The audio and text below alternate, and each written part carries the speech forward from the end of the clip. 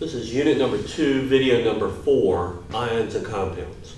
We've already seen that elements can gain or lose electrons to form ions. If they lose electrons, they form positive ions. We call those ions cations. If they gain electrons, they become negative ions. We call those ions anions. Cations and anions have a strong attraction for each other. Throughout chemistry, we're not going to have attraction between like charges, only between dissimilar charges. So the positive and negatives there are going to bind and form a compound. That compound must be electrically neutral. That's what you need to keep in your head. Compounds' charges must add up to equal 0. So if I have an element like aluminum, aluminum is a +3 ion,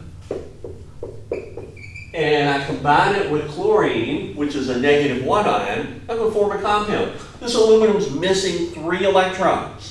The chloride has 1 electron available, extra. So they're going to combine in the form of AlCl3 in the compound, the neutral compound. At this point, the chloride has provided the missing electrons, everything's happy, and we have an electrically neutral compound. So compounds will be electrically neutral. Now, you might say, well, what's a good way to know how to solve what the compound is? Well, let's look at calcium ion, Ca+2, and nitrogen ion, we call nitride, in -3. Now we've got dissimilar values. We want to find the least common multiple. The least common multiple here between 2 and 3 obviously is 6. So to get to 6, I need 3 calciums. So I'm going to have a Ca3. To get to -6, I need 3 nitrogens. So I need 2 nitrogens, sorry. So that's going to be N2.